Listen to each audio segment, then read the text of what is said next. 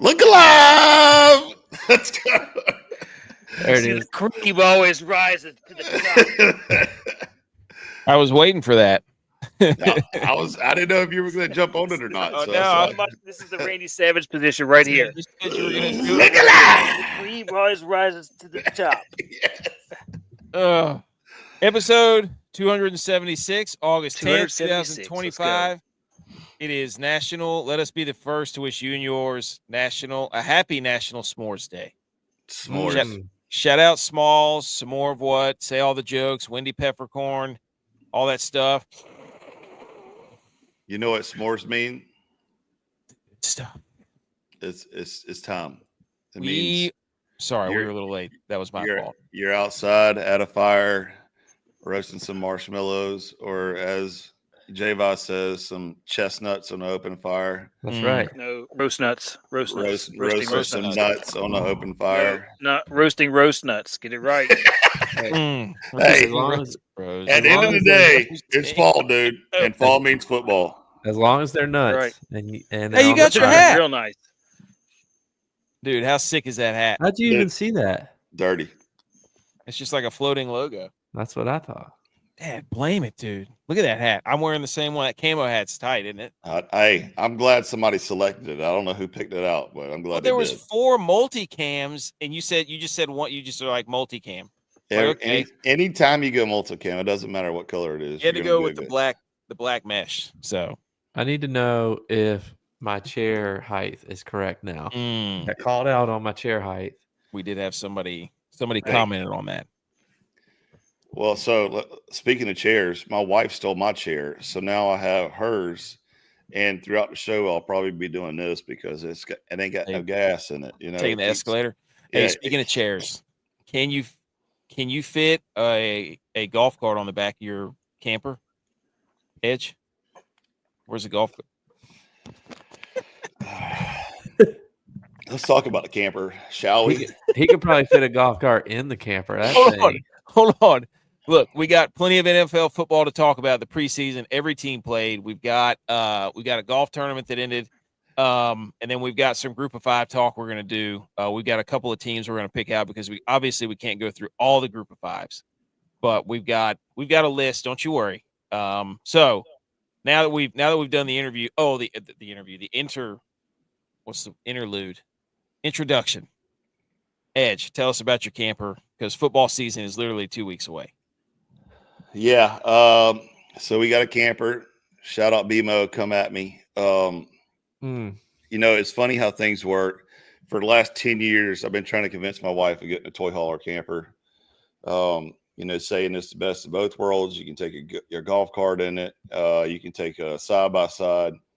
The bunk beds, notice I said bunk beds, literally drop down, you know, so the kids could have that. The dog could be out there on the garage. We could be inside. They got their own TV. Like, it's literally like the Swiss Army knife of campers and how great it would be to have a toy hauler fifth wheel. And, you know, wifey's like, oh, we don't need a camper. We don't need a camper. For years, we don't need a camper. Well, in the last couple months, she's got bit by the camper bug. And she's like, I don't want a toy hauler. I want a bunkhouse camper. And I was like, well, it's the same thing. It's just, except the bunkhouse is in the back. And you can also have a garage there. So I've been trying to convince her, even showed her some, everything, you know, and she was just not feeling it. I want a bunkhouse on a bunkhouse. Well, lo and behold, when I finally get a camper, for some reason, there's a bunkhouse camper parked in my driveway instead of a toy hauler camper. So it's funny how that works, but you know what they say, happy wife, happy life. So I got a camper. We're going tailgating in it. I'm excited. And you know, it is what it is. Can't wait to say, hey, where's the golf cart? Whenever I see you guys. So I'm telling wifey that she has to drive her 4Runner and pull my trailer with the golf cart on it while I'm driving the truck and the camper. And we're going to see how long that goes. Look, I'll tell you what. Edge's wife sent my wife a video of the camper, And I ain't seen a smile on Edge's face that big in a long time. Usually when you make a purchase like that, I wouldn't say it's regret, but it's like, damn, I can't believe I just had spent that much money. But there was none of that. There was no sign of that on Edge's face. I was excited, dude. Dude, it looked like the Grinch when his frown turns upside down and he starts grinning. It is ear to ear. Yeah. All I can think about is tailgates. That's all I care about. And literally, I spent all day yesterday and today packing the camper for tailgating season. So for 3 weeks from now. Yeah. Hey, yeah. I'm gonna be the first one tailgate. 2 weeks. 2 weeks. Hey, look, Texas here too. But shout out to everybody who's listening, the new followers, the new listeners. We see you over there on Spotify, on YouTube, all those people. Hit the like button or the subscribe button and leave a review. Always. That always helps us out if you like the podcast. Most people do like the podcast, but they also like yelling at us on social media, which is even better. We welcome that as well. Yes. We will yell back. Yeah, don't take our list too serious. I mean, come on. While 41% of people surveyed in a recent study enjoy s'mores most during the summer, 20% of the diehards enjoy the s'mores year-round. Did you know that? I think I'm a diehard then. Yeah, year-round. I was going to say. J.U.Y.S does set up the fire in the driveway and make some s'mores. I'll give him that. Our pit, there's not enough places to sit around our pit. I didn't make our pit either. So our pit was acquired, and whoever actually made the pit did a terrible job. I mean, it's like the only level part is the pit. Everywhere else is on a hill. So it's hard to sit around that. So it's more for just like burning. But yeah, we got one of those stove deals that goes in the driveway. It's perfect. Solo stove. So So wait a minute. So you like doing them over propane then? No. We put wood in it. It's a solo stove. You keep saying solo stove, and I keep not knowing what that is. How do you not know what a solo stove is? It's not supposed to do smoke, even though there is smoke. Like, how do you have a fire without smoke? If you show me a fire without smoke, I'm going to tell you that's like Bill Gates making cheese without fat and lard. I just have a regular old cauldron fire pit. Tex is supposed to be the outdoor guy of the group, Mr. Hunt, Tex, everything, and he doesn't. I never heard of a solo stove. Let me look it up. I guess I don't know. As far as I know, I thought you just put some logs in a thing and then. That's what I cook over logs. That's what I do. I see. Hey, there's a log. I'm gonna cut it up into smaller pieces, and then I'm gonna light it on fire. And put a it's basically what we do. There. It's like a small trash can. Yeah, but you got a solo stove. Yeah, I got a big trash can for fires. I just put them in a pile and light them on fire. Derulo? Like you have to have like a special thing. Well, we don't have enough flat land where I'm at. I'm the idiot here. Who's the idiot here? You're the one who has to have a special thing to burn something in. This is for the driveway, though. I don't burn the driveway. You're the idiot here, not me. Hey, welcome to the Millie Goes podcast, where we will get in a debate and an argument over a fire. It's like a Yeti koozie for wood. Exactly. Okay. Oh, you're insulating your fire? Yeah, burns better. Smokeless world, dude. You're the idiot who paid $329 for something to burn. I did not pay for that. It was a gift. It was a gift. Okay. I don't pay for things like that. In any case, you're the idiot who has a thing to burn stuff. I just burn stuff on the ground. Look, speaking of fire, look at this statue of Tom Brady. Dude, Tom Brady. Is he a right tackle? Dude, they made his chest so wide and broad. Yeah, seriously. Look at this thing, dude. He's got monkey, like orangutan monkey arms. That thing's 17 feet tall for his 17 divisional championships, is what I saw. Jeez. Who's more excited in this ceremony, Tom Brady or Kraft or whatever is Kraft, the owner of the Patriots right now?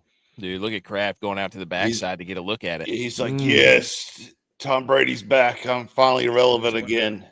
How did they not even put like a jersey on him?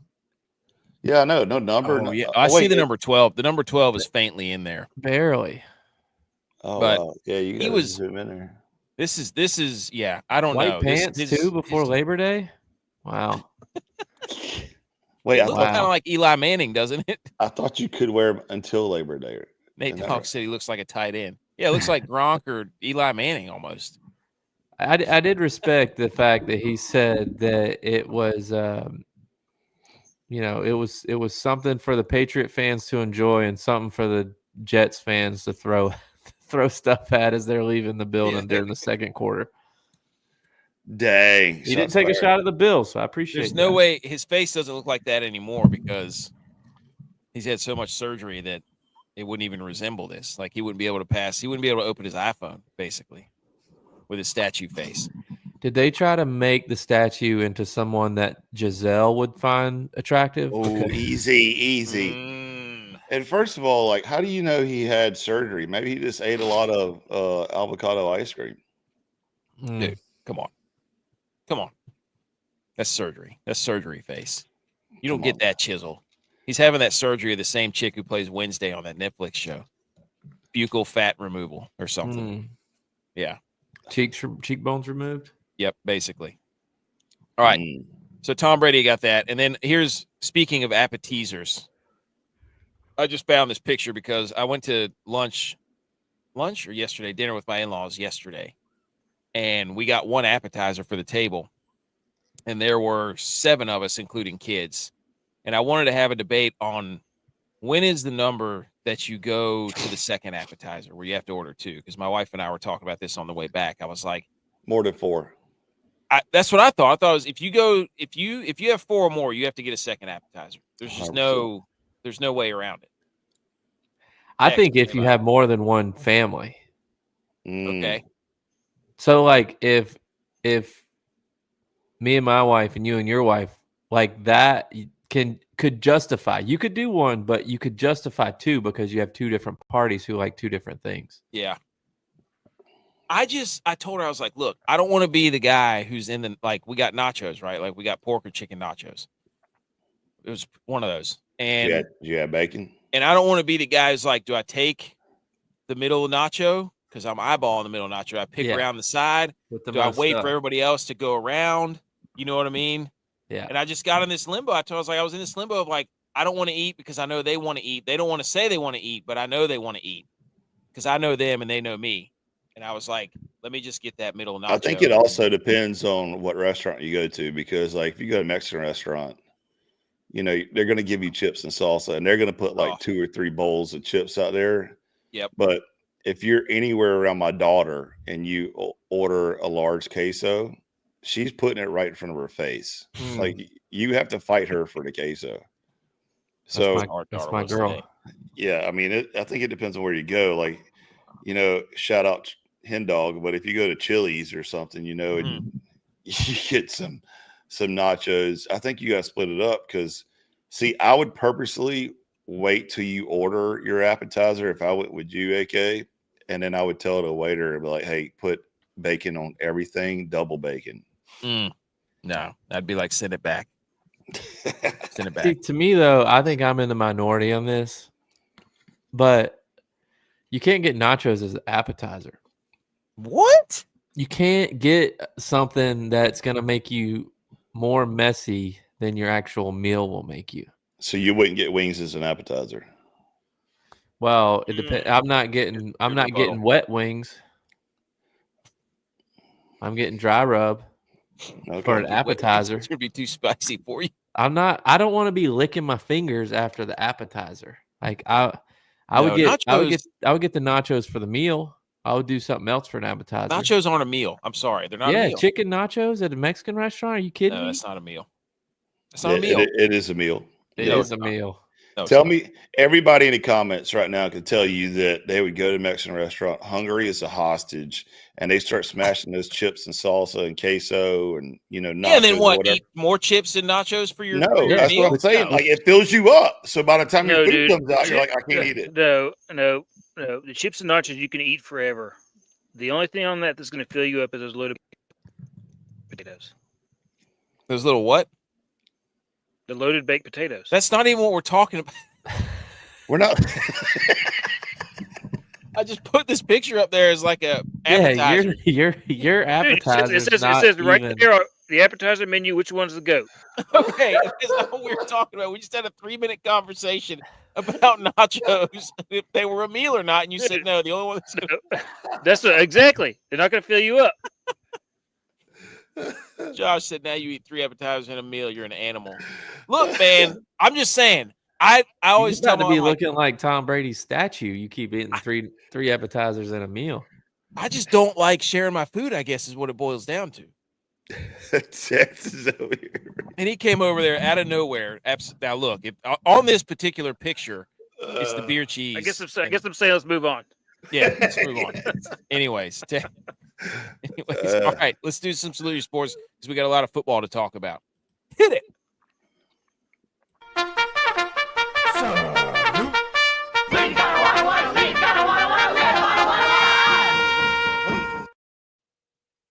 Okay, Salute Your Sports. Here we go. Here are the headlines. We had a St. Jude Classic that went to an Englishman. Don't bury the lead. We had Ryan Fitzpatrick, who challenged us to a game, and I accepted.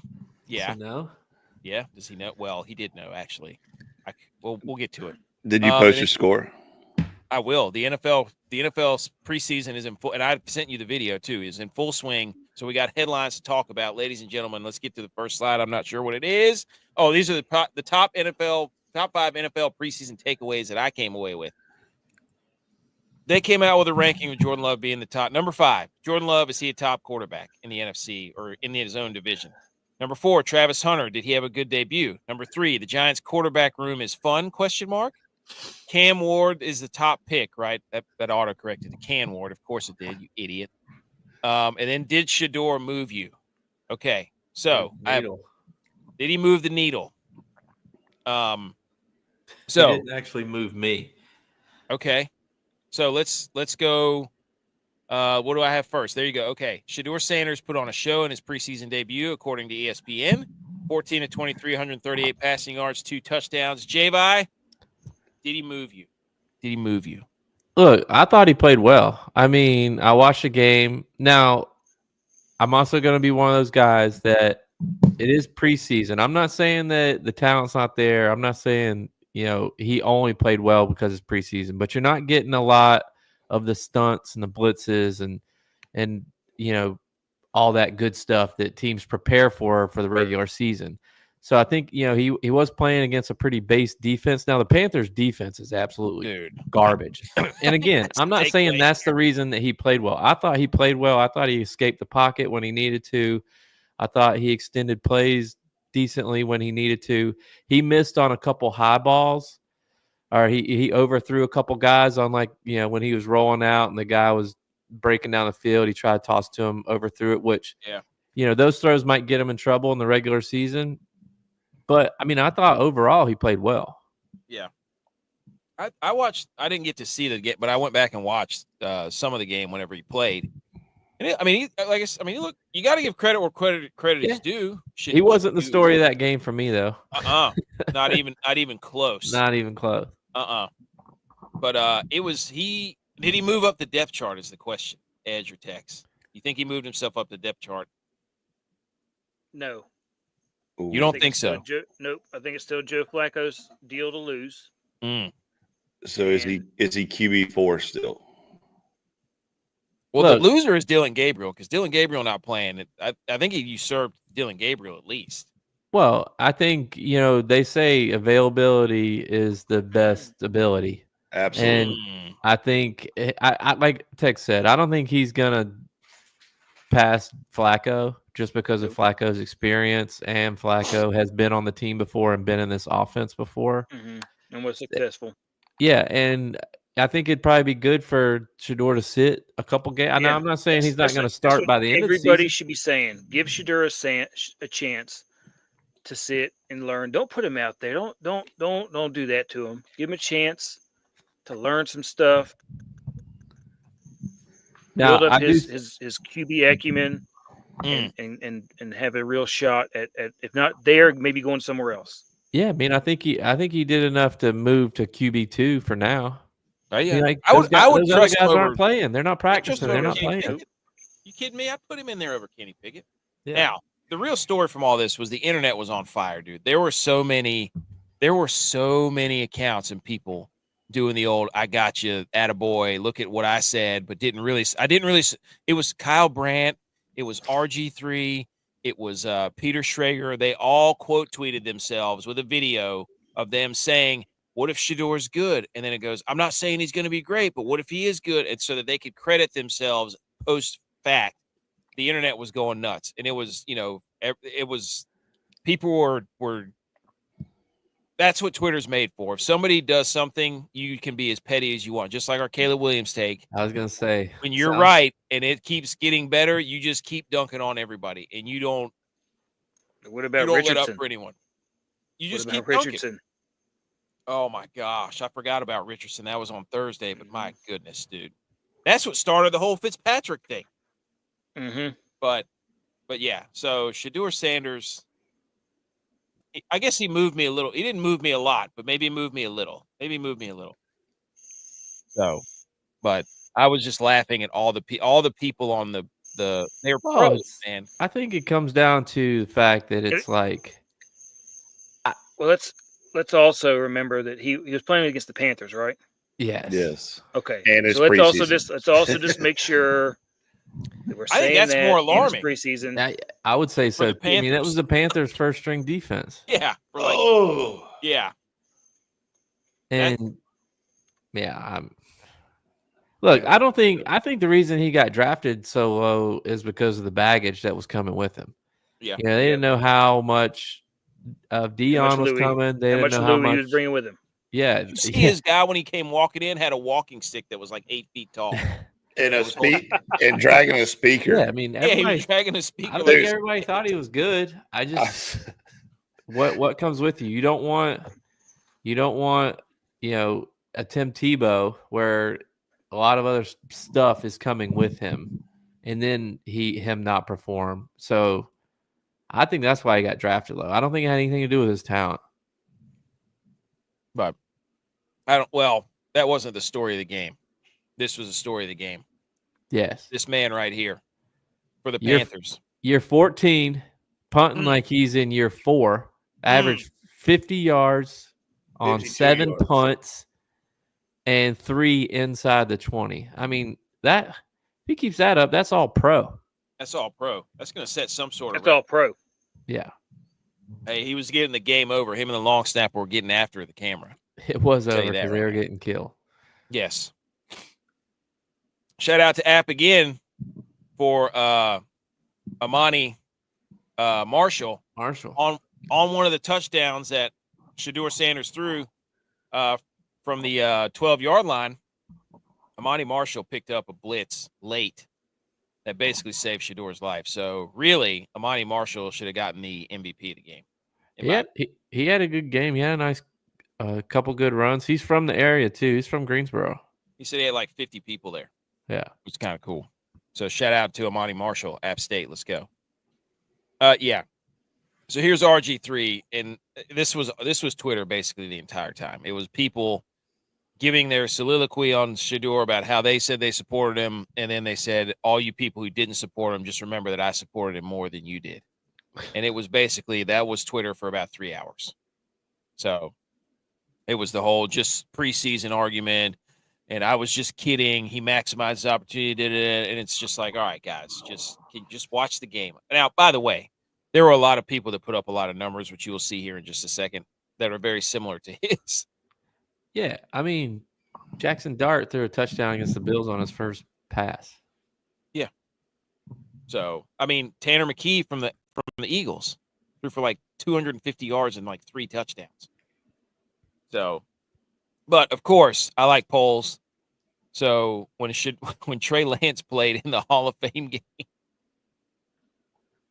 the internet went on fire again. So I just put him up. I said, okay, Trey Lance or Shedeur Sanders, who had a better preseason game? I mean, you got to say Trey Lance, right? Because he played against a team that actually made the playoffs the year before.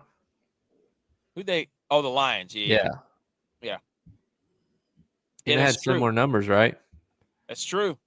Yeah. I mean, Trey Lance played just as well as Shedeur Sanders, did he not? Yeah. So, but recency bias, like Tex said, Anthony Richardson did not play well. And also Cam Ward played, and this is probably the least talked about number 1 overall pick of all time. He was on his second drive. He was 5 of 6, 67 yards, and ended up leading a touchdown drive. I'm pretty sure he was finished 5 of 8, but ended up leading a touchdown drive late. So he likes Calvin Ridley though. But I just thought there needs to be an receiver though. They what? Might be his only receiver. True. Wait. Yeah, probably. Because they cut Burks, didn't they?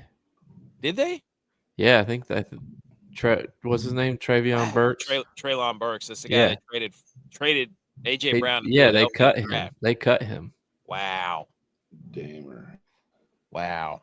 But look, I got respect for Cam Ward because I saw a press conference with him, and they asked him about getting in early, watching film, leaving late. And his response was something I'd never heard before, and I can respect the hell out of it. He said, my dad would get up at 4:30 every morning to go to a job that he didn't like. So why can't I wake up and go to a job that early that I actually enjoy doing? And I'm like, I can respect the hell out of that. Hey, they don't talk about him. Nobody said anything. Why is he's the number 1 overall pick? It's the greatest thing ever, though, because I'm telling you, he's going to dominate, man. He's so good. We said it before the draft where we were showing the video clips between Cam Ward and Shedeur on there, and Cam was just like laying the smack to him, that's right. But talking crap and on the field, so. Well, he was asking him to rap. You got to think about Cam Ward came from he ran like some sort of like wing T offense in college, and so nobody thought that he could throw. He was just a really good athlete, probably recorded to be a receiver or a DB somewhere. Went to Incarnate Word and tore it up, turned that school around. Him and that the offensive coordinator who went to Washington State, and then who now is at Wake Forest. Yeah, like for real. He started from the bottom. For real. Text with the knowledge bomb. I like it. Yeah. Hey, that's football, baby. I'm just telling you. I want an investigation. I want us to be the podcast. For real. I want us to be the podcast that came out and said this months ago. We were looking at the schedule for primetime games, and we noticed that the Titans had 0 primetime games. I'm like, when's the last time a quarterback that went number 1 overall had 0 primetime games? They couldn't even get a primetime preseason game. Nah, and NFL Network said on Friday night, they said you will see every single one of Shedeur Sanders snaps in the preseason. They didn't say that about Cam Ward. That's Cam Ward for Rookie of the Year. Hey, I'm here for it. What are the odds? Josh said that? Trey Lance. I want to be a supporter. We'll see. I just think it's garbage that they spent years building up Caleb Williams, and we saw everything that guy did, and he stunk it up, and then Cam Ward gets nothing. Well, it just shows you that the people that are making the decisions aren't people that played football before. That's a good point. Imagine if Caleb Williams, and they did let Caleb Williams buy part of the Bears franchise like he wanted to when he first got there. Y'all remember that? Like before he got drafted, he's just like, I want ownership rights or something like that. Oh yeah, like he was like, I want equity in the team. And it's yeah. Could you imagine that now? Like how terrible he is. He's like, damn, these idiots. This went down. People, the Kyle Brandts, the Peter Schrager's, the Colin Cowherds that get up there and they told us this guy was a slam dunk for 2 years and not to worry about it. They've never seen anything like him. Now they're all reversing course because they don't know ball. They're a bunch of idiots. But plus 350 for Rookie of the Year. Bet it. He said his background should be both of Shedeur Sanders' retired jerseys. He said the Browns were going to retire his jersey. Hey, we also had another game. More news. The Jaguars played. Buddy, this 70-yard field goal that Cam Little hit. Woo. Come on, now. Room to spare. That was good from 75. Too bad it doesn't count. I know. It doesn't count. It doesn't count for the record. Beat it by 4 yards. Doesn't count. It was Justin Tucker, too. They might just give it to him. Wow. Given the way that guy's going. You think Justin Tucker massaged his end. This one was good from long range. It was awesome, though. We got to work on his celly, though. Yeah. 39, number 39. Do you think they use juice balls in the preseason? Maybe the You think? maybe the GPS has a little extra, like a cork in a bat. I'm just saying, but that was awesome. And then Travis Hunter on this Jacksonville Jaguars game. He was all over the field in his preseason debut versus Steelers. 11 snaps on offense, 2 receptions, 9 yards, 8 snaps, 0 targets on defense. And he got hurdled because he went too far inside. Trying to. I got to give him credit. He did come up to play the run, but he went way too far inside. And was it Caleb Johnson? I think the running back for He the does Steelers. try to tackle. The few games I watched of Colorado, he does try to tackle. Yeah. Did you watch any of his plays or anything? I watched or get to see the highlights. I saw the first catch he had where it was 3rd and 5 or something. He ran a 4-yard route, and I'm just like, that's not a receiver. Nope. If you're a receiver, you get to the sticks. You got to get up on that guy, though. He like hopped and skipped and then went right in, and the DB just let him catch it and tackled him. Yeah, a yard short. I was watching that like, dude, you can't.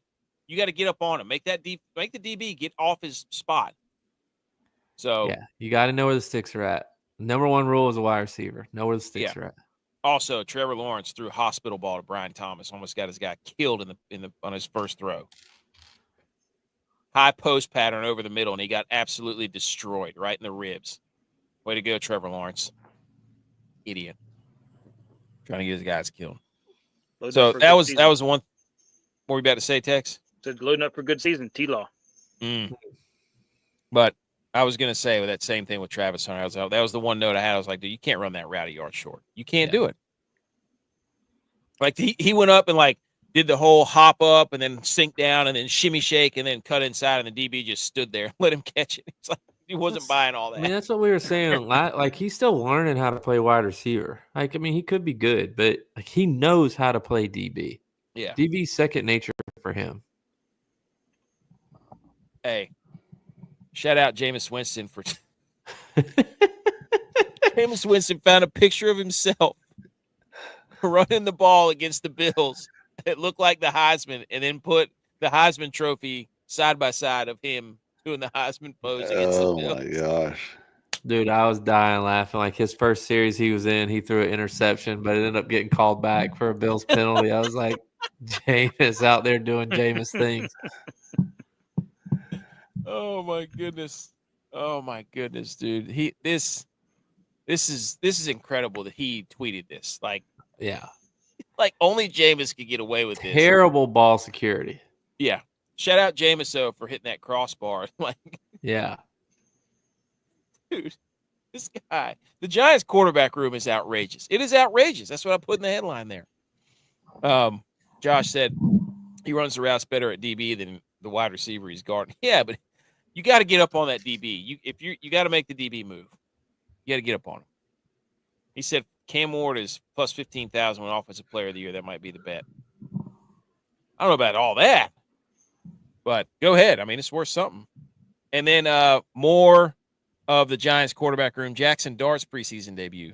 When will he become the Giants quarterback 1? He was 12-19 for 154 yards and 1 passing touchdown. I mean, not that much different than Shedeur, right? Right. I mean, I thought Brian Daboll was going to kill him because he wouldn't slide whenever he was running. But dude, his first scramble, the Bills lit him up. Also, after he got the first down. I mean, he did get the first down. Oh, I saw. Yes, I did see that. Also, shout out to Ray Davis, right, in this game? Yeah, Ray Davis kicked the PAT because T-Bass is out with pelvic muscle soreness. Do you like the turtleneck look on Jackson Dart? No. I think his turtleneck's too high. I don't know about this. He's got a lot going on as far as the fashion goes. Yes. You know what I mean? Yeah. Is he the modern day Jim McMahon? Ooh, he's got the headband too. Mm-hmm. You're right. That's a good question. Just a real weird dude. He likes to hunt though. So that's kind of your guy. Better hunter than Ewers. Yeah. Ewers had to buy all this stuff. So this is another poll I did. I love doing polls because the question was from our poll, which NFL team this weekend and so far should feel the best about their new young quarterback. And I put the Browns, the Titans, the Vikings, or the Giants. And there was a three-way tie. So I don't know what people do not like the Vikings, Dylon. They did not like what they saw from J.J. McCarthy. Tex, what do you think about who should feel the best about their young new quarterback? Browns, Titans, Vikings, or Giants? All right, Tex, good. you name an appetizer, dude. I will slap you in the face. Potato skins.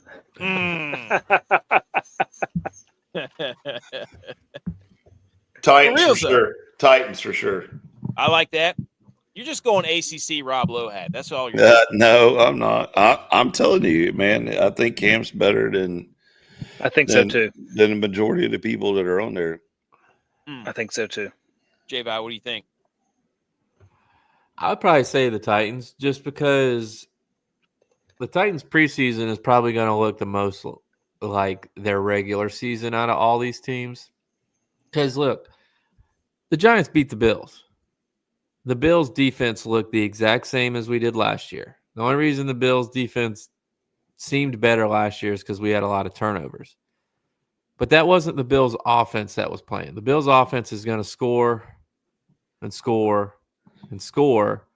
So the Giants would have had to throw the ball more than they did in the game that they played. So you're not getting a realistic look at what the Giants offense looked like against the Bills. Yeah. So you're going to get the most out of the Titans. I agree. I'm with you. I think Cam Ward's going to be – that dude works hard too. I saw J.J. McCarthy, and he was Fred Flintstone and all the time, dude. He could not settle his feet down. He did make a good throw or two, but he was checking stuff down for reals. So, and I couldn't tell the difference between him and Sam Howell once Sam Howell got in there. So, but people don't like the Vikings. Sorry, Dylon. The people have spoken. Any other preseason notes? I got some other stuff in the Shambles Meter. So hardest hit in the Cowboys game was by the ref on CD Lamb. I got him in the Shambles Meter. That's in the Shambles Meter. Don't you worry. I will say one thing about the Cowboys is old Phil Maffa might actually save their entire organization because he's still a beast. Man, it would have been cool if the Bills would have drafted him. Bills Mafia. Yes, man. I don't know why they did. Cool. And he's from Clemson. Like Bills love Clemson players. We do. But anyways. All right. Ryan Fitzpatrick, ladies and gentlemen. He said, we're officially an armchair quarterback season. How can Anthony Richardson possibly miss that blitz? He said, then I have a challenge for all who's curious what an NFL quarterback goes through mentally when installing plays in training camp. I'm going to give you 3 free days on my app to learn a series of NFL plays and test your decision-making against NFL defense. I'll make it easy on you, too. No blitzes, just vanilla coverages. Hit me back if you score over 6,000. So I tweeted him back. Your boy got 6,400. Did you get 6,400? Absolutely. No, I murdered your score. Absolutely. You only got like what, 5,000? You didn't even send the picture though.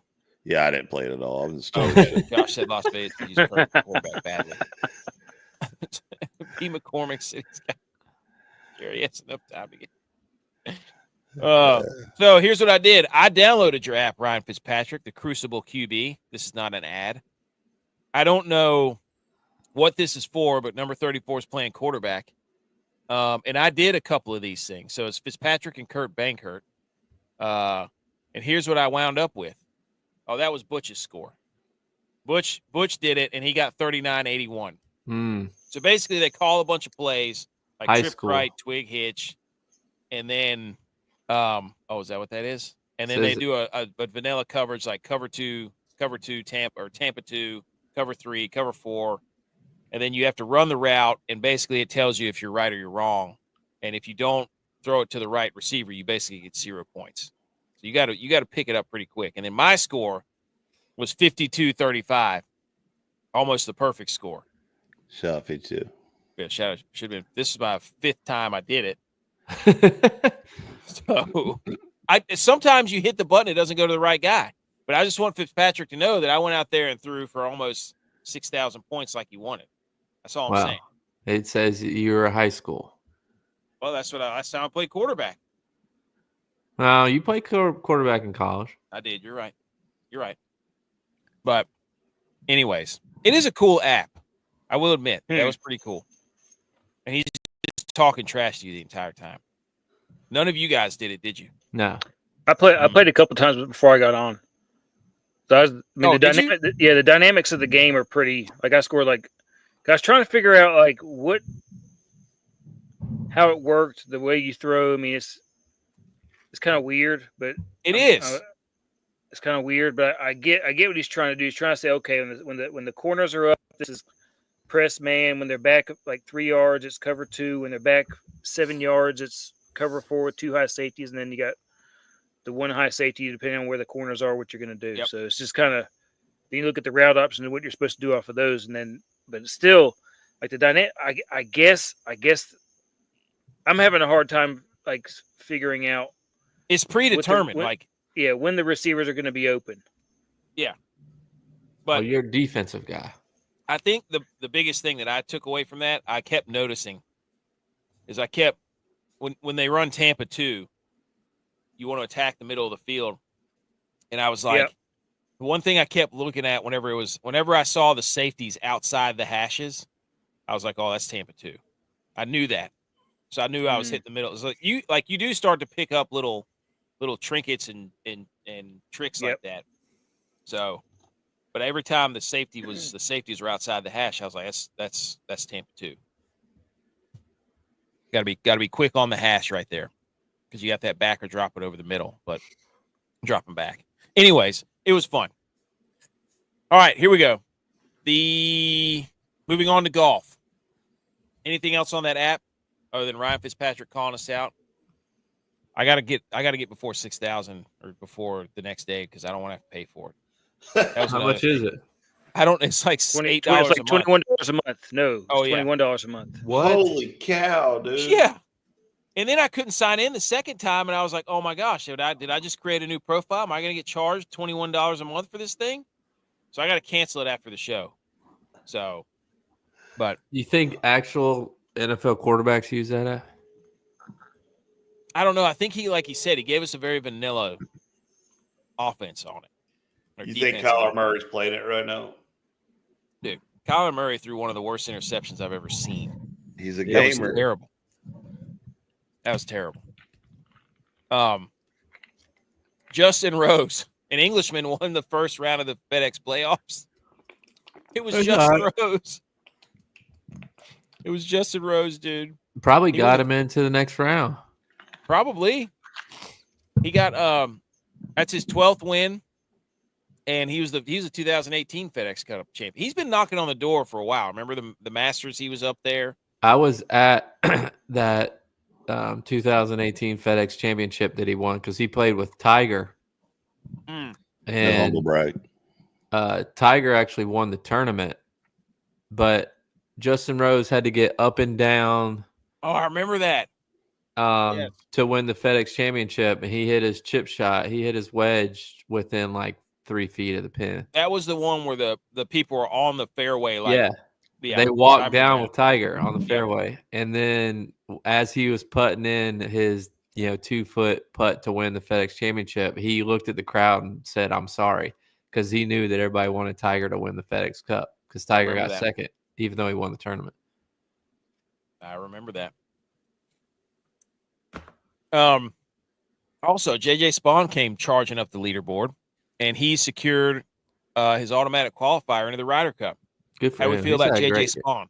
He's had a great year. He should be on it. I love it. Let him play. Earned his right. Love it. And then Tommy Fleetwood, boys. I watched Friday's round. He was up by 5 strokes. He keeps saying the same thing. It's like, I'm just glad to be up here. I'd rather be up here than not up here. And I'm like, eventually. They pay a lot of money for 6th place. 4th place. This guy, he lost it on 17. He bogeyed 17, and then it was over. After that, it was done. He missed the fairway on 18 into the bunker, and then missed the green. I think this is for all the people that say golf is one of the easiest sports to play or do because all these rankings have come out and golf's like lowest on that as far as easiest. And it's like this guy was minus 14 after 2 days of play. He finished the tournament at minus 15 and minus 16-1. So all he had to do was go minus 3 over the last 2 days and he would have won the tournament. But he shot 1 under over the final 2 days of the tournament. You feel like, how bad do you feel if you're Justin Rose to be like, oh, guy from England won it? Justin Rose ain't feeling bad with that $4 million hitting his bank account right now. Think about how many times Justin Rose has been that guy coming in second, third, and fourth. Justin Rose was that guy at the Masters. Yeah. Right. So he's like, hey, it sucks to be Justin Rose you. done it 12 times. So, I don't know. I cut it on in the car on the way back, and I was like, oh, no. I cut it on right when he was on the fringe on like 17. And he needed to make that putt. You already knew what time it was. Yeah. I saw that he was like all tied for the lead, and I was like, oh, no, he's about to do it again, isn't he? So, but anyways. Whoops. And then after the FedEx St. Jude Championship, 5 players moved inside the top 50 to start the BMW Championship next week. So the ones that moved in were Kitayama, Bud Cauley, Ricky Fowler moved in. He finished tied for 6th. Vegas moved in. JT Poston moved in.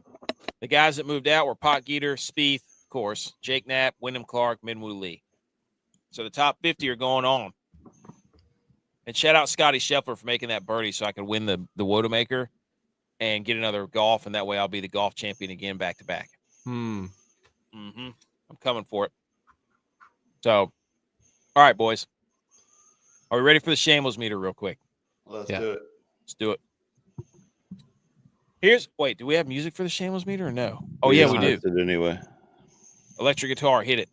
Whoa, wait, my computer's going slow. Uh-oh. Cover your ears if you're allergic to electric guitars. Take your Benadryl.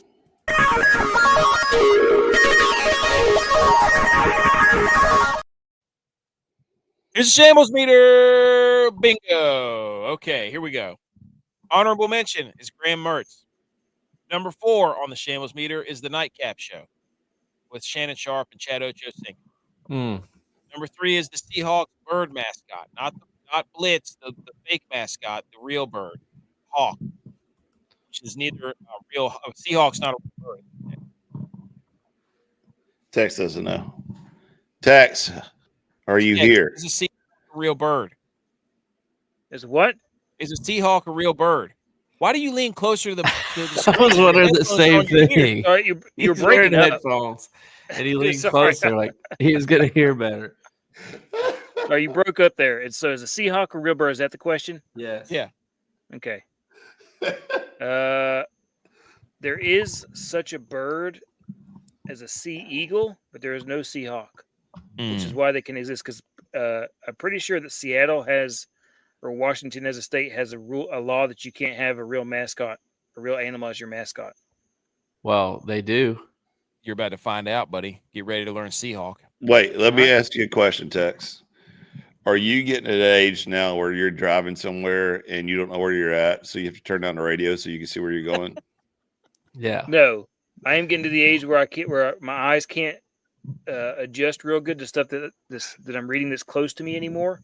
So if I'm looking off far away and then I look at something real close to my eye, it takes a long time for my eyes to adjust. And then I think I did too much shooting with no ear protection because my hearing was really going really bad. Yeah. Really bad lately. Oh, nice humble brag. I know a guy that can help with your eyes. Oh yeah. Yeah. Well, yeah, I can't. He lives too far away. He's coming down in a couple weeks. Yep. He's gonna bring his mobile eyeball stuff. Mobile optometry stuff. Too bad he's scared to come to the Clemson game tailgate with us. He said if you had a golf cart on the back of your camper, he would. We're gonna have a golf cart at the Clemson game, so he's gonna have to make 2 trips. He's gonna bring the trailer down. he might. The invite is open. Just come on. You're already down here. I'm to the age where I get a lot of, if I eat too much spicy food, it's not good as far as my chest and my stomach go. That woke me up last night. Yeah, I don't like that. I ate some, and then I did it again today. We were at the Mexican restaurant, and they're like, "You want the spicy?" And I'm like, "Oh yeah, give me the spicy salsa." And I'm just sitting there like I can feel it in my mother-in-law, and I'm sweating because this was really spicy. She's like, "Are you sure you don't want this mild?" And I was like, "No, I want to eat this so bad right now." He was about to die on that hill. It was so good though. Like I wanted it. Like I love it. I love spicy food. I can't help myself. It's delicious. Okay, so number 2 is Matt Stafford's on the Shambles meter. Number 1 is CeeDee Lamb on the Shambles meter. Oh gosh, I forgot I put this on there. Honorable mention is the guy from Texas Tech. Who said? Where is it legitimate? College Football Fight Club. The guy who said, if Texas Tech is ranked number 1 at any point in the season, I will shove a 5-layer burrito up my you-know-what. And so Tex made the idea that this went right over my head that we should come up with our own ranking system and rank Texas Tech number 1. Because he did not say which poll. Yeah, Exactly. So in the Millie Goats preseason top 25 poll, Texas Tech number 1. Yep, we'll get to the other unanimous. 24. Make a graph, quote tweet him, and say they're ranked number 1 in this poll. Yep. We're doing our reveal from 1 to 25. Number 1, Texas Tech. Yep. We'll get to the other 24 later. Shambles meter. Graham Mertz is on the Shambles meter. Well, it should be the Texans because I don't know why they drafted this guy. This dude stinks. He stunk at Wisconsin. He was 7-14 in this game the other day for 28 passing yards and 3 interceptions. Holy jeez. That's so bad. Yeah, that is not Shedeur numbers. Anthony Richardson would kill for those numbers. Golly. Oh, did you see Anthony Richardson's pinky, by the way? No. Straight to the right. Looks like Kilgore's fingers. I was I was say about that. to say, looks like Kilgore's fingers. looks like Brian Baldinger's pinky or Maru's. Jacked up. Number 4 on the Shambles meter is the nightcap show, because Shannon Sharp got sued the other day for like $20 million, $30 million. Now him and Ocho Cinco have been reached a settlement in a $20 million defamation case. The suit stemmed from remarks the Nightcap podcast host made about a viral Usher concert video. These dudes need to shut up. Oh my goodness. They've doled out $40 million between the two of them over the last months. Wow. Jeez. So wait, Usher sued Shannon Sharp and Ocho? Yeah, sued the Nightcap show because they did a hit piece on this person who was at an Usher concert, and Usher was very sensual during his concerts, and they, similar to the Pat McAfee kind of, they took that one story and ran with it about the girl and the boyfriend's dad, all that stuff. So that's why we try to stay out of the Allegedly. Yeah, we stay at Usher concerts for sure. Yeah, for sure. Bima says we better watch out. Texas Cowboys make the Shambles meter. You know it, B. McCormick. You just wait a second. Also, shout out G.U.Y.S for sending us this bird got stuck in the net at the Seahawks game. Shambles. Dude, that's not the good view though. There's a view from behind where you see it get caught, and then it goes.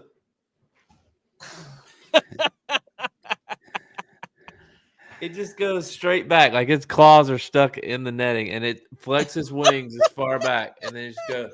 Trust ball. Yeah, it's just dangling there. You got to go on. You got to go on the Insta and see it.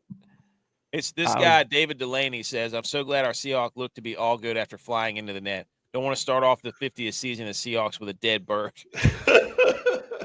Always be birding. Peter's going to have a field day with that. Also, Matt Stafford's on the Shambles meter because Stetson Bennett is back, boys.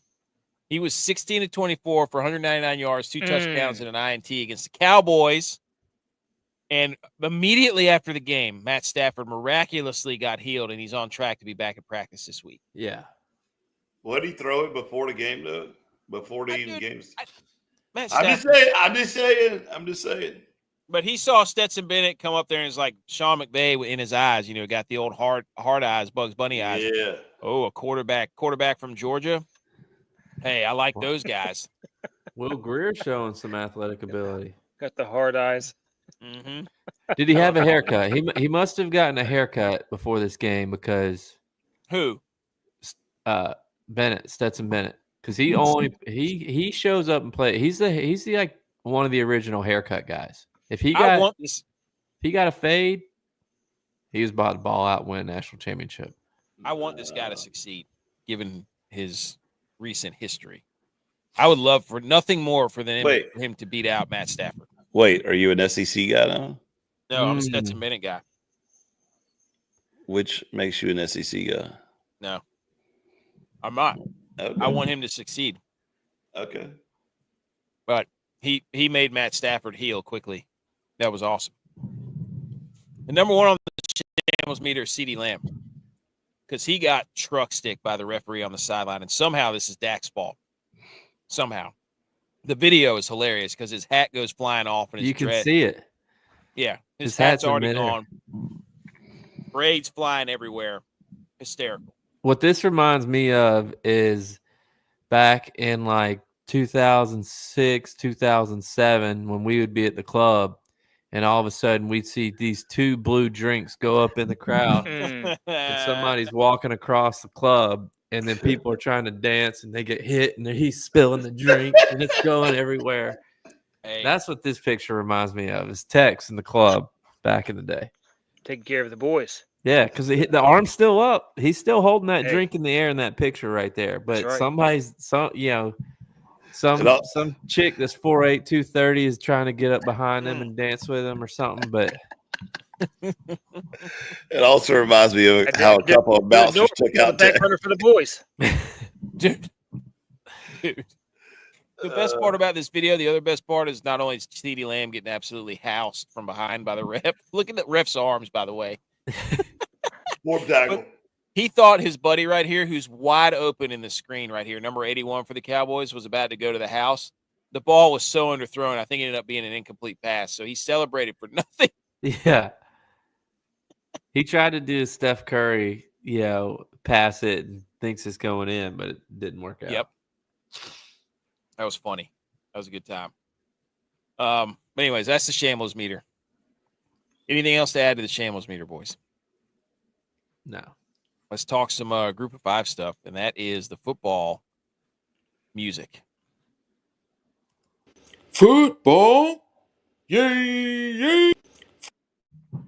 Here we go. Ladies and gentlemen, it's a Group of Five segment. We're not going to go through all of them, but we do have a couple of polls that we're looking at who's going to be the best. We're going to talk. We're going to do what we like to do, which is go through some schedules and then ooh and ah at the games and then talk about who we like the most. Is basically what we're going to do. Mm-hmm. But first, shout out Edge. He sent this to me, and I put it in. He thought I wasn't going to. Schools from College Football Alerts. Schools with over 60 conference wins since 2015. Looky here, boys. There are two Group of Five schools on this map. They play each other this year. Exactly. Two Blue Bloods, two premier programs for the Group of Five. It's Boise State and App State, among the Alabamas, the Georgias, the Ohio States, the Michigans, the Oklahomas, the Oregons, the Iowas, the Clemsons, and the Penn States. Two reign supreme. Win your Texas conference. Ain't on that list. They're not. Because Texas was playing in the Big 12. Now that they're playing in the SEC, they might get to 60 conference wins. What a joke of a league. Joke. Nobody could come in here and play the SEC schedule. Oh, well, they had the bad SEC schedule. Well, make up your damn mind. Is the whole SEC tough or is it not? Right? Make up your mind. Shut up. Anyways, cool stat. Secondly, odds for the Group of Five teams to make the college football playoff via Circa Sports. This is from Brett McMurphy on 3. Boise State sits atop at plus 190. Then it's Tulane at 850. Then Memphis at 900. Then James Madison, UNLV, UTSA all tied at 1,200. A lot of Texas in here, Tex. A lot of Mhm. Texas. So these are the favorites. Anybody surprise you? J-by Edge, Tex? Didn't Texas State leave the Sun Belt? They went to the Pac-12. Hmm. And they have Interesting. sucked in the Sun Belt for the last Yeah. however many years. I'm just trying to figure out how they got to plus 1,500. Dude, they were the biggest. They They're the paid a big- lot. They probably got a big NIL money. I don't know what their deal is, but they have fooled more people. I'm trying to think of a good comp for them of who they are in like the offense. Like the guy who's always on the golf outing, but you never see him sell anything. He just keeps getting promotions for no reason. That's Texas State. They just keep falling upward somehow and not winning anything. So I don't know. It's very weird. No, I'm not an SEC guy. You know that. Nice try, dude. You can't say there's a lot of Texas on there. There's 2 teams from Texas on here. What? UTSA, Texas State. Yeah. That's a lot. There's also 2 teams from Virginia on here. Liberty and James Madison. Like Preach. Okay, so and there's Civil 2 War? teams from Louisiana. Louisiana and Tulane. Wow. You're right. I don't know I don't know why I said there's a lot of Texas on there. I thought there was another. They must be leaving next year because they're still in the ESPN's thing. They're still in the pack. Yeah, I think this Belt. year the Sun Belt. Pac-12 is still the Pac-2. It's just the 2. Yeah. Yeah. So really, there's 3 teams from the Sun Belt on here. And you can't tell me, and look, this is going to be biased because I went to school there, played football there. But if there is a group of a ranking system or whatever you want to call it, betting odds, and App State is on this list, I'm not taking it for real. Because App State always has a shot to make the playoffs. That's right. You saw the conference wins we just put up there. But these are kind of that's the problem with App State. They should be up. We used to be up there, like it was a no doubter. It was like, oh, group of 5, App State. Now we've done such damage. We had one bad year. I'm getting sick of hearing about it. Like, I don't know. I've talked to people recently, and they all think that we're going to be bad this year, and I don't know why. I don't know why. I disagree. Have they seen the recruiting rankings? I haven't, and I don't care because we're App State. That's right. All we do is produce good teams. We had one bad year. Agreed. And that was also a year that a freaking hurricane went through the town. Yep. Like, people didn't have homes to live in, and we had one bad year. We'll be back. Seems more because when Tex is in the room, there's just a presence. Wait, are we still talking football? Oh, I don't know why I thought there was another Texas. I thought there were 3 Texas teams, but I guess I saw the 2 and just assumed there were more. I know what it is. I know what it is. What is it? You saw Tulane on there and you thought they were in Texas. Oh no! I know. Yeah, that's exactly No. what it is. You thought Tulane was in Texas. Toledo I know too, exactly probably. what you were thinking, dude. I know. No. Yeah, you thought Tulane No. was in Texas. You did. Memphis. Okay, so this is from the walk-on red shirt. Memphis, they're in a state that starts with a T. They're in I have Texas. I have no idea who these people are, but they have their top 5. Texas State 8-5 the last 2 years. By the way, I was just looking at that. They beat App. 2024 and 2025. Yeah. Trash. They had Ray McLeod's brother as quarterback. He was from JMU. Oh, Country Roads is here. He said those new hats are fire. They are, dude. Shout out his wife is the one that presses them. They look good. They look awesome. Also, here's a Texas group of State 5. did not play App last year. Well, they got scared. Group of 5, top 25 from walk-on red shirts. The top 5 from them are Boise State, JMU, Navy, Toledo, Liberty, and then Tulane's at 6. Then UNLV. So that's one ranking. And we have another one from CFB Budge. His top 5 was Tulane, Boise State, Navy, James Madison, UTSA, Liberty. So the consonants, the constant presence, Tulane, Boise State, Navy, JMU, basically. So, but guess what? We're not going to look at JMU's schedule because we don't care, because we're that petty, and we're going to look at App State's schedule instead. So you can App State owns JMU. Yeah, I mean, it's unless we were playing, unless we were all whites. So, anyways, all right, let me pull this off. Let's pull up some schedules. Is that what we like to do? Huh? Mhm. Playoff. Yeah. All right. Make the college football playoff. Sorry. Let's. Did I? Who? What are you talking about? Me. He's I'm probably trying looked to. up DraftKings.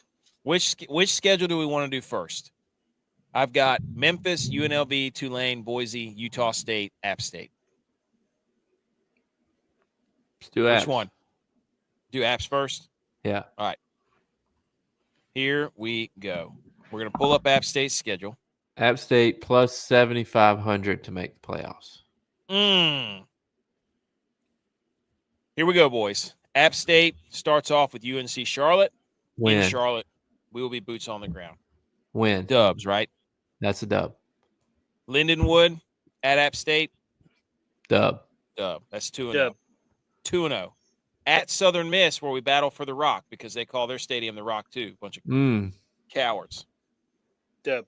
I just think we're better than them. Hey, and we know it. Globo Gym their ass. App State at Boise State. This could be for the group of 5. This is for group of 5 blue blood right here, I would say. This could determine who makes the playoffs. It really Southern could. Miss was 1-11 last year. And they're picked in people's top 25 this year. I don't get it. Southern They're not Miss? a team that's typically good. Yeah. Huh. Are they returning people? I don't. Dude, it's like any of the games are close either. Yeah, they were terrible. This could legit be for prominence in the for the driver's seat of the group of 5.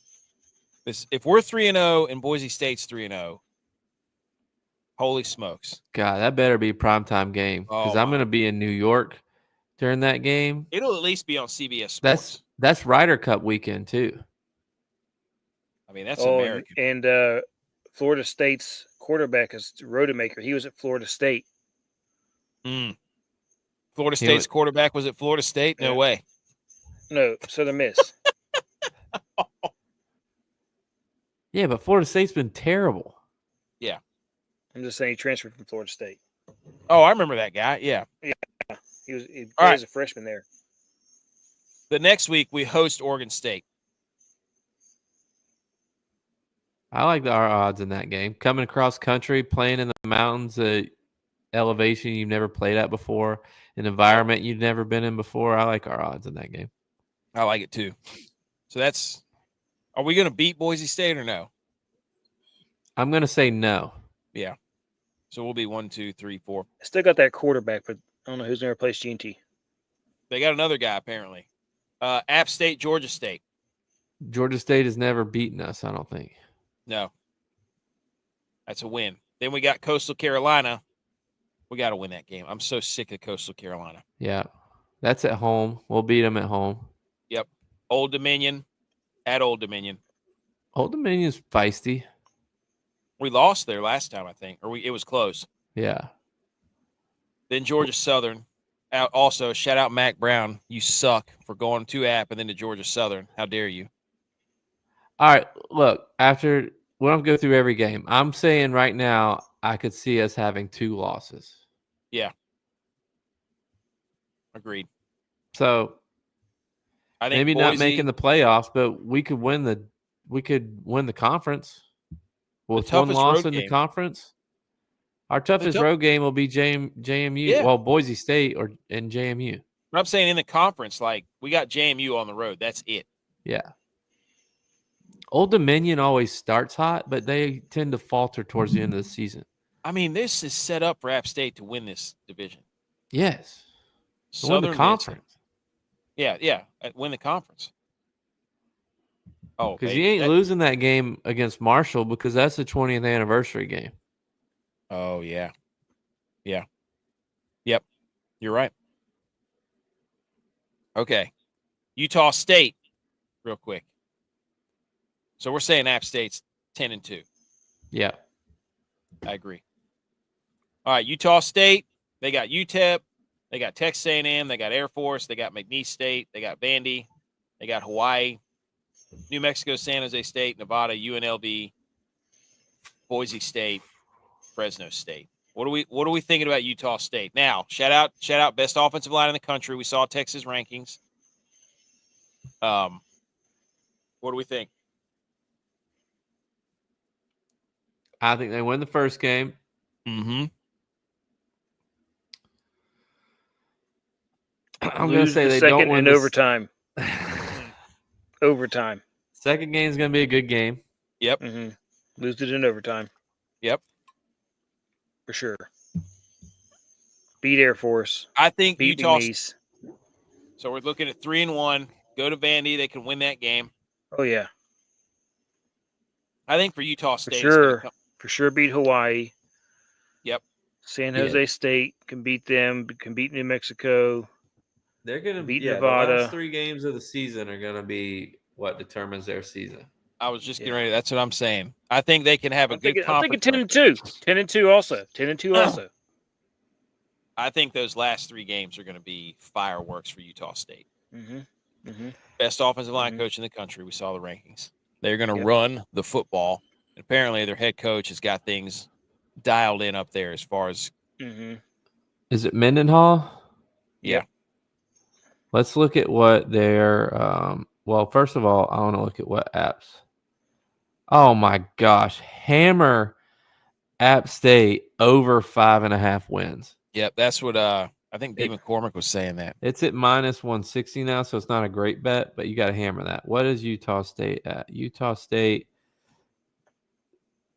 last year they had 4 wins. Over 4.5 wins is plus 125. Under Utah State?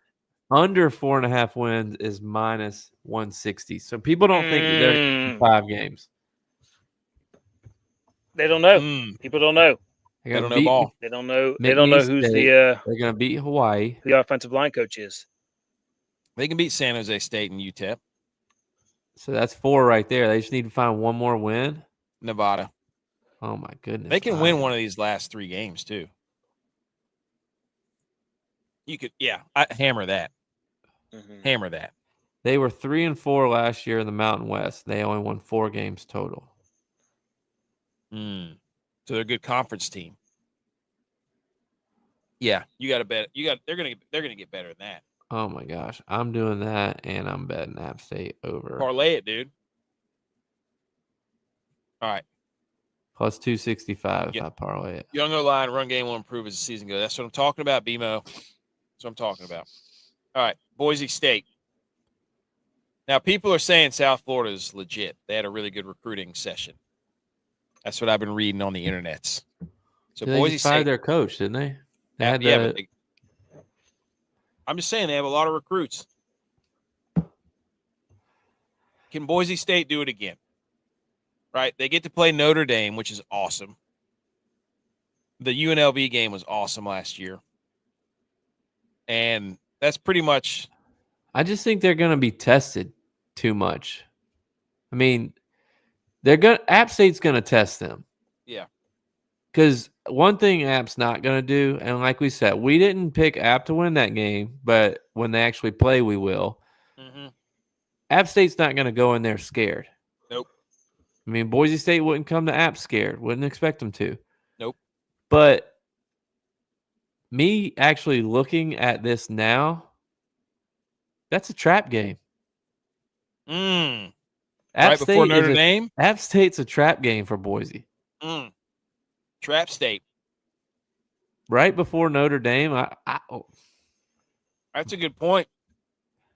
Right after playing Air Force, where you just get your teeth kicked in for 3 straight hours. Yeah. Trying to stop the sling T. He said he keeps. Yeah, I hear you. I believe in UNLV. We got their schedule right here. But I think there are. UNLV had a chance to make it last year. They did. They got hosed against somebody there. I remember they got hosed. I think it was Boise State. No, I think it was like Boston College, or it was like an ACC team or something. Or something. It was against somebody. Yeah, I don't think it's Boise State this year. I don't think they're making the playoffs this year. I don't think so. But they do have a pretty favorable schedule outside of UNLV, but they get UNLV at home. Yeah, but I can see at least two Notre losses Dame on here. 5th week of the season. Notre Dame, that's usually when they're hitting their stride. They're going on the road to South Florida. I see 2 losses on here, at least. That's just my call. Yeah, Boise State. But hey, shout out them for playing teams. I love it. Go play them. All right, Tulane. They've got Northwestern, South Alabama, Duke, Ole Miss. Holy cow, what a schedule for Tulane.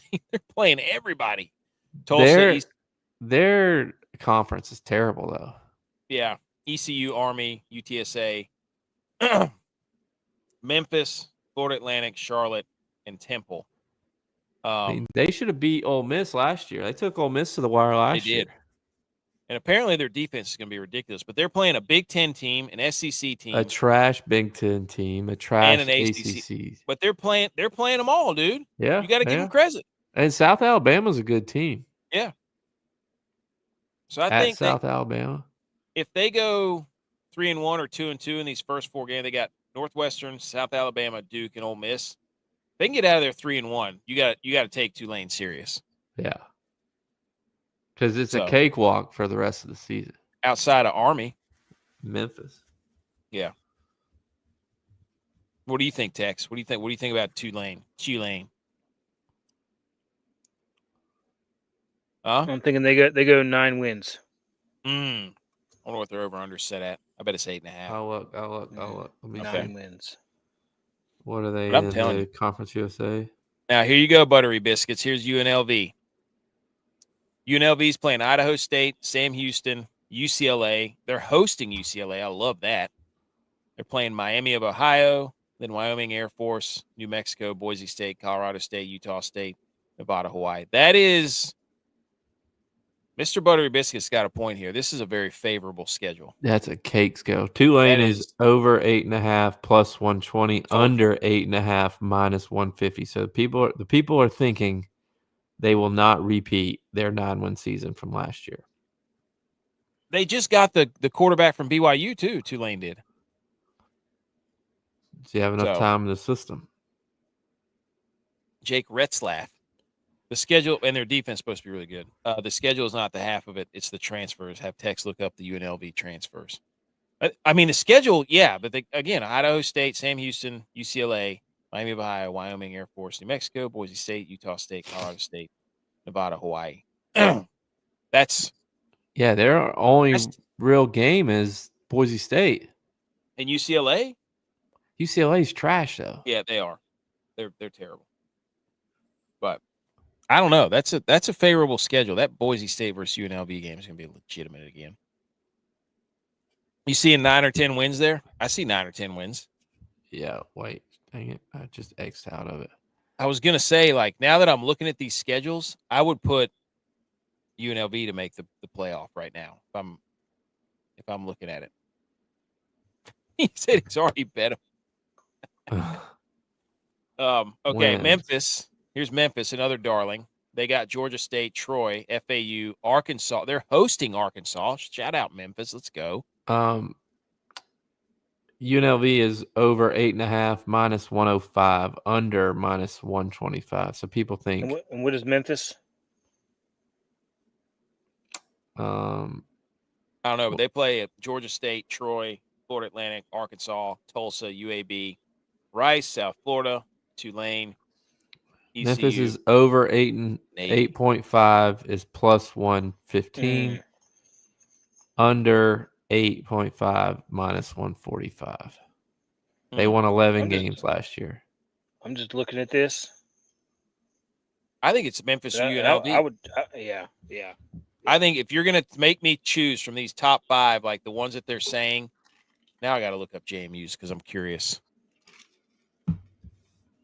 But right now, if you're telling me, if I'm picking between Memphis and UNLV, I'm telling you right now, let's do it right here. Yeah, All I right. like UNLV if they can have any success like they had last season.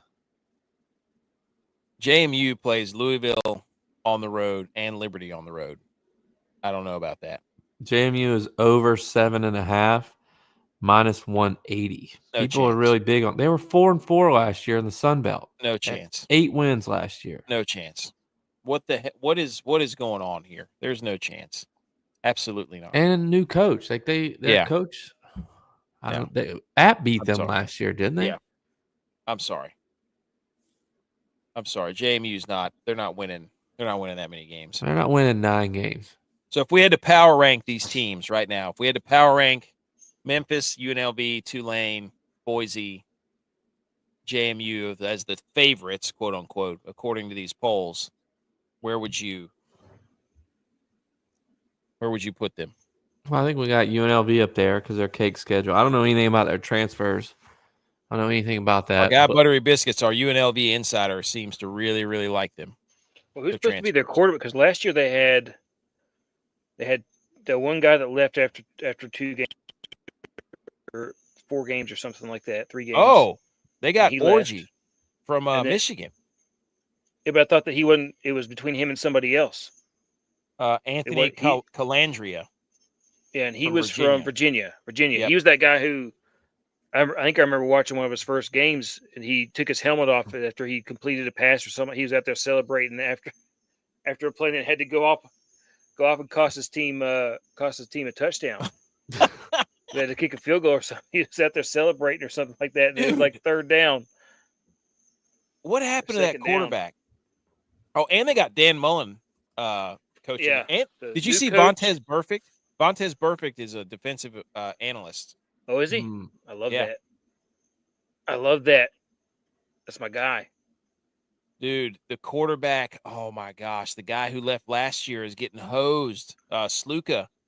It says he left UNLV 3 games into the season over a name, image, and likeness dispute, has entered the transfer portal. Oh my gosh, dude. But yeah, where did he transfer to? I don't know where.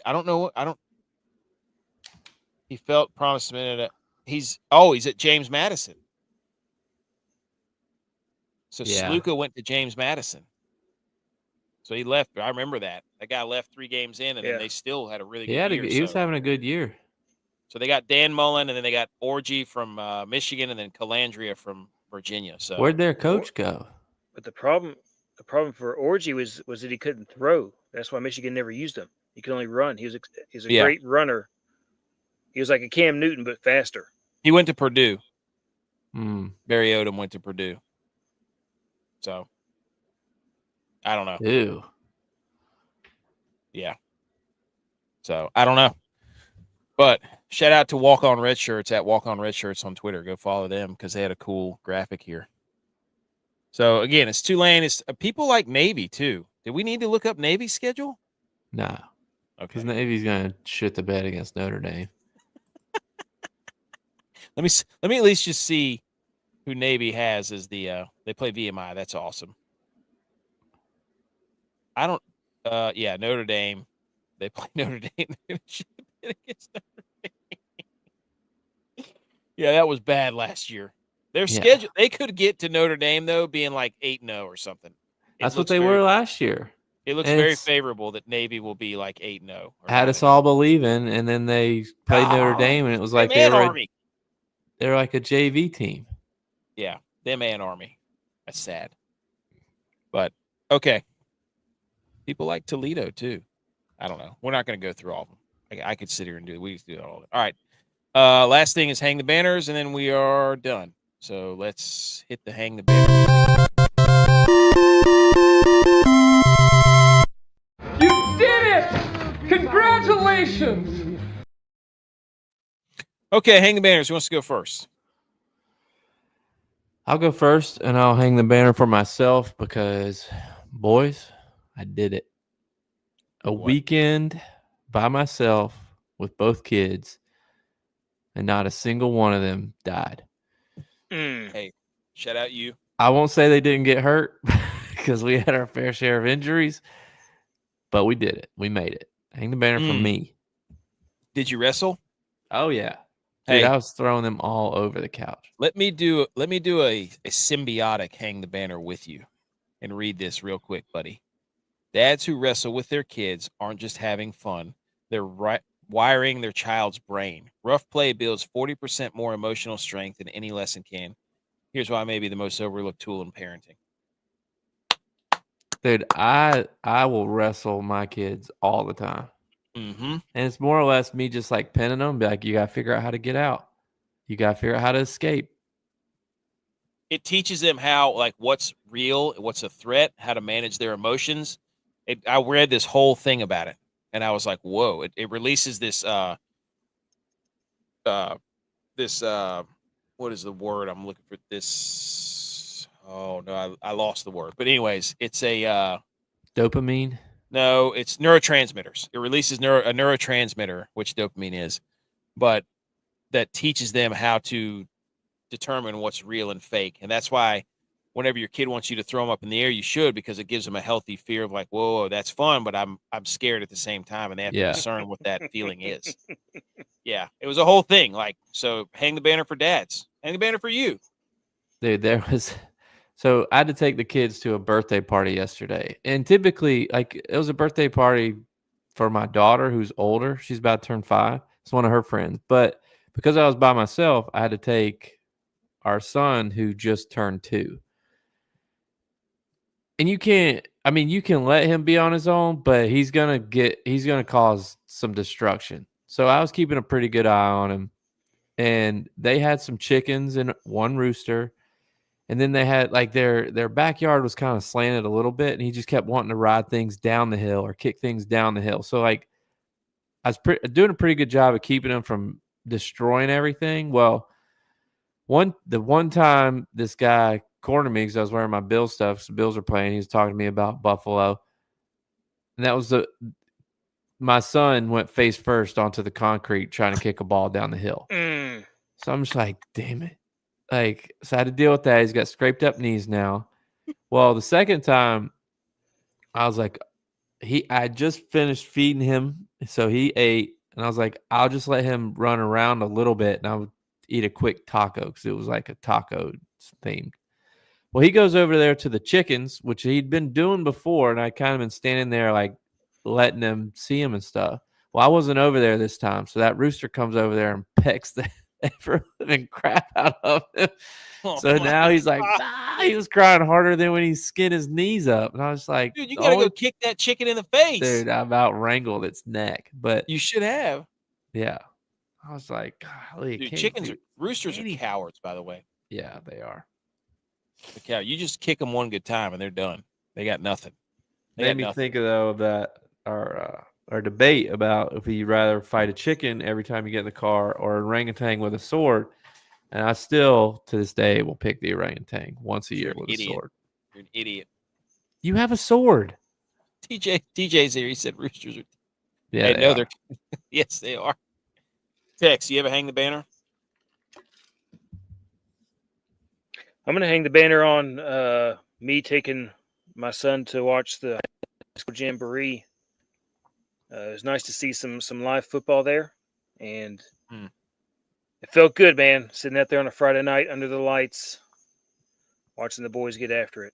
It was nice to hear the pads popping, coaches yelling. You know that the Friday night lights. The whole thing, man. The Friday nights is the best. It's the best part of football. Well, you know, it's Friday night lights. I hope it never changes. That's the best football. The literal lights.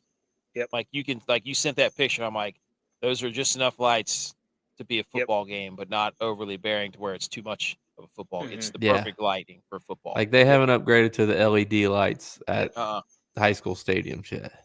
But I mean, even Randy Moss, Hall of Famer, says never gets more fun than Friday night football. Never. Yep.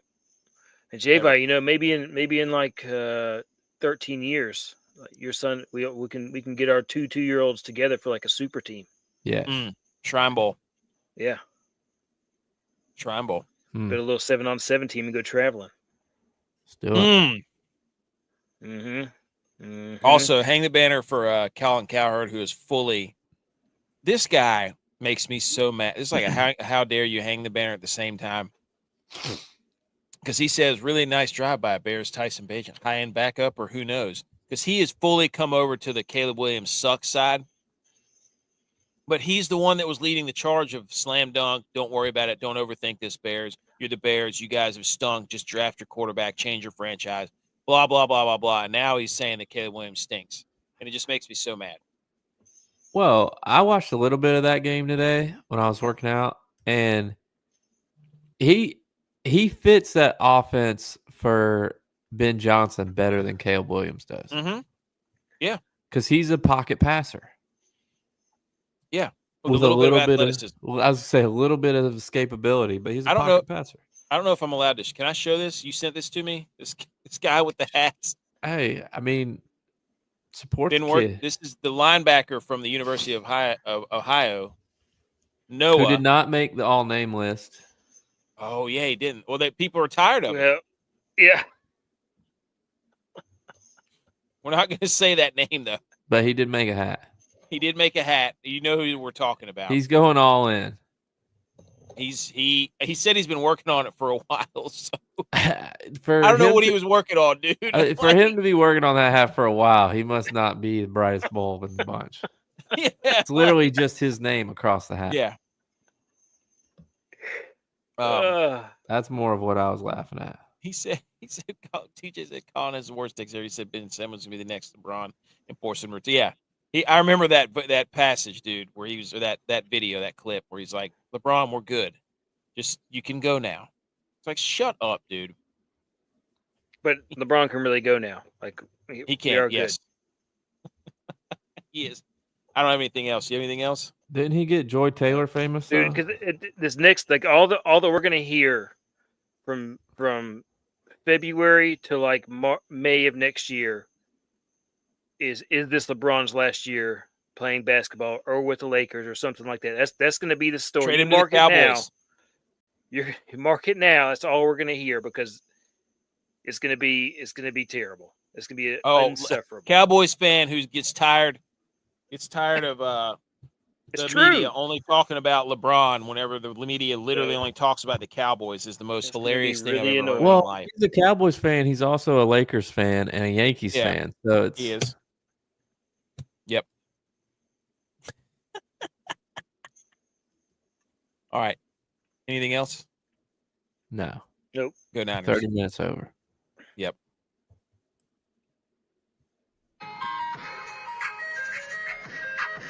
See you next time.